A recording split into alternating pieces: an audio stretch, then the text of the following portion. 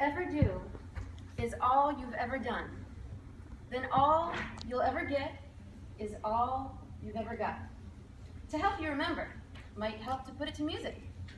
If all you ever do is all you ever done, then all you'll ever get is all you've ever got.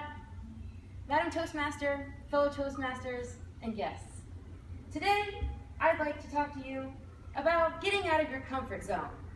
Get out of here! We all have comfort zones where we like to live. Clearly, glitter is my comfort zone. It's also my joy zone as well.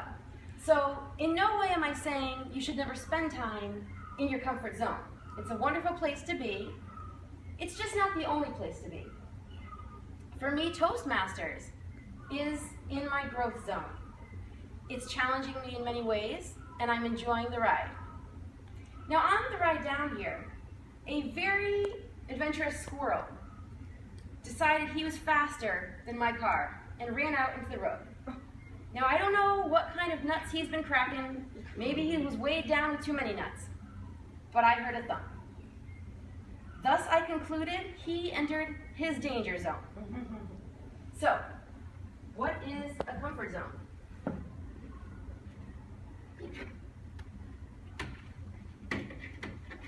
It's in the middle, right here. Usually it's not very big. We stick to things we know and we like.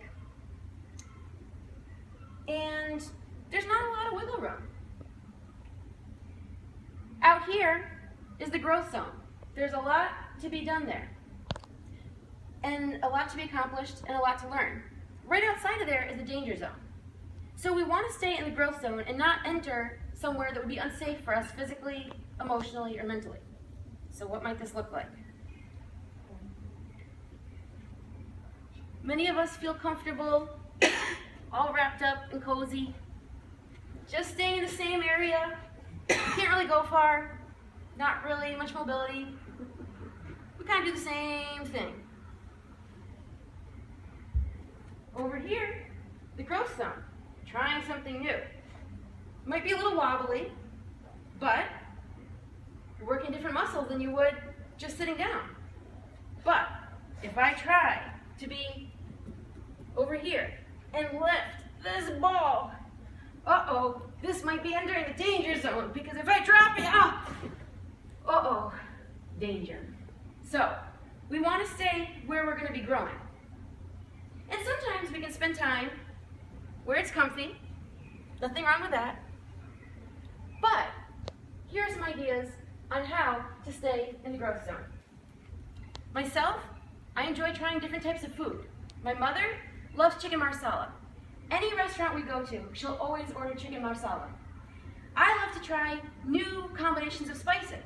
Sometimes it works out well, sometimes it doesn't. But for my mother, there's no guarantee that that chef is going to make the chicken marsala the way she likes it anyway.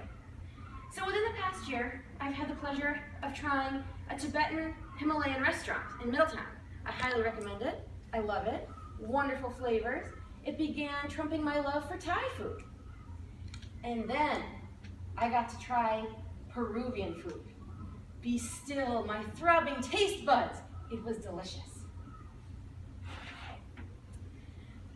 At one point in my undergraduate career, I decided I am not proficient in the department of young men. So I decided I was going to try asking a young gentleman out. It went just fine.